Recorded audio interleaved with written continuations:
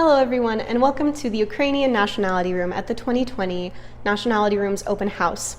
The Ukrainian Nationality Room was dedicated in the year 1990, and it is in a 17th to 18th century Baroque style.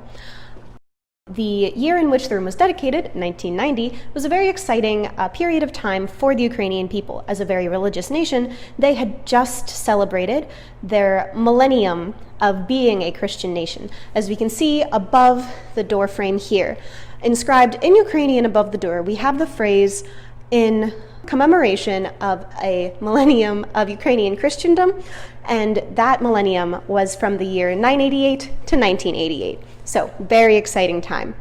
The door frame is also very important because it really encompasses the Ukrainian saying, when the guest enters the house, God enters the home. They are always doing their best to be very hospitable, and this does not disclude architecture.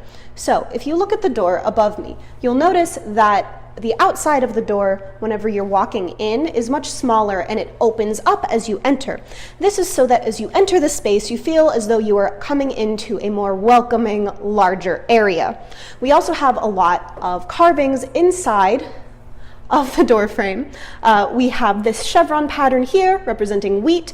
We also have this fun little zigzag which represents water, and we have the sunflower motifs above in the corner.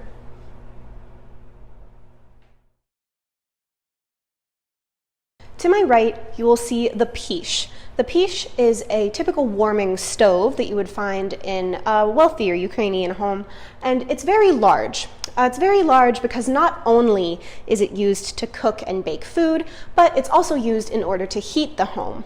This particular piche has a variety of different folk designs and activities depicted on it, everything from baking bread to jumping over fires, as I'm sure is a very common and enjoyable activity. Over to my left, we have the chalkboard for the classroom.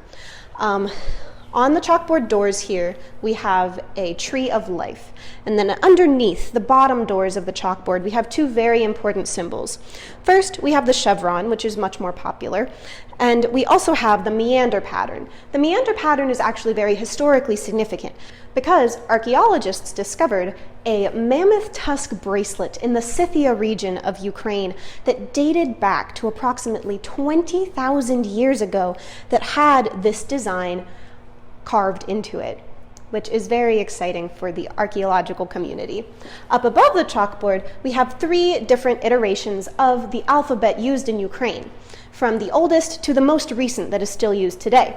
The oldest is from the 11th century, the second oldest is from the 17th century, and then the most recent, which is the one at the bottom, is from the 19th century, and that is the one that is still in use today. Above me, in the center of the ceiling, you will see the svolok, or the main weight-bearing beam of the home. This svolok is decorated intricately with a variety of carvings that are inspired by traditional Ukrainian folk motifs. On the center of the bottom of the svolok, we see a sort of calendar, which represents the months of the year as well as one full year. On either side of the svolok, we have quotes by two very famous people in Ukrainian literature. On the far side, we have a quote by Grigory Skovoroda, and it says something that translates to, "Let the bright sun bring the light, and let the dark disappear. Let the dark, dreadful night disappear, and have the sun bring blessed light." On either side of the svolok, we have two copper chandeliers. These chandeliers each have 4 roosters on them to represent the coming of day. All of the students' chairs in the Ukrainian Nationality Room have carvings in the back that represent different regions throughout Ukraine. Behind me, and above these student chairs, we have a copper bas-relief. A bas-relief is essentially a sculpture, but it is not in 3 dimensions. It's flat. It depicts a lot of famous Ukrainian people throughout history, as well as 4 very specific events. The first event that we have is from the 6th century.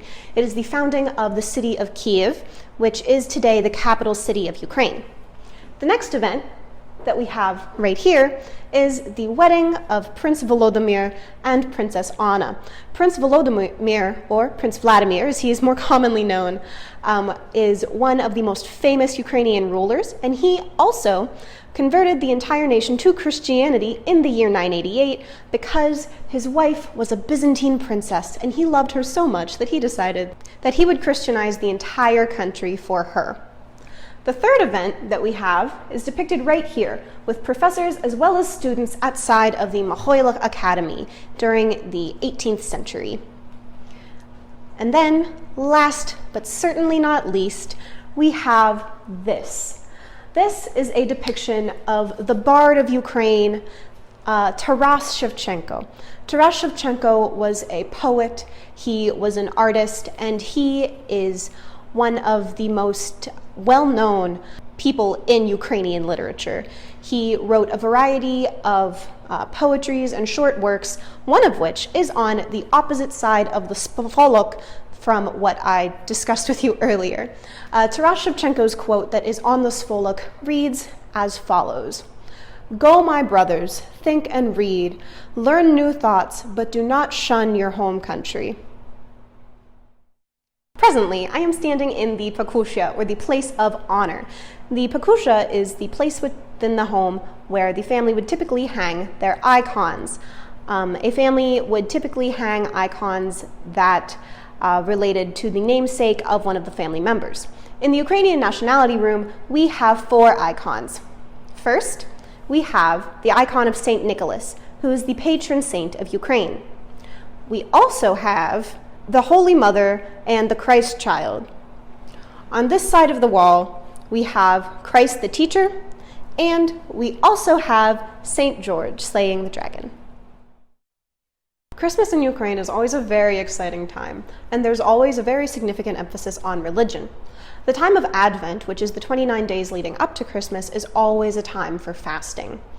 And then, on Christmas Eve, they have the Sviata Večera, which is the Christmas Eve Holy Supper. It consists of 12 dishes, and somehow these 12 dishes do not contain any meat or dairy. Typically, there is also an empty plate left on the table, either in remembrance of a loved one or just in case there is someone who stops by unexpectedly.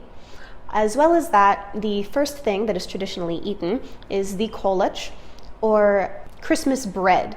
The kolach is a round loaf of bread with a hole in the center in which a candle, typically a beeswax candle, is placed. The round loaf represents the sun, and then the candle represents Christ, the light of the world. Every Christmas Eve, farm animals are given fresh hay. And then, as well as that, the father will bring in a didok, which is a sheaf of wheat that is placed in the pakusha, the segment of the home that I mentioned to you earlier where the icons are. There is also a special treat that is eaten on Christmas Eve called kushya, which is a pudding made with honey, wheat, and poppy seed. It is typically the first thing eaten, and it is passed around the table 3 times. There is hay all over the home used as decoration underneath the tables and underneath the tablecloth, and this is representative of the hay in which the baby Jesus slept whenever he was in the manger. After the dinner, the children will look through the hay to see if they can find any of the treats, candies, or toys that are hidden within it. Caroling is also a very loved Christmas tradition in Ukraine, and it's considered a great honor if you have carolers visit your home.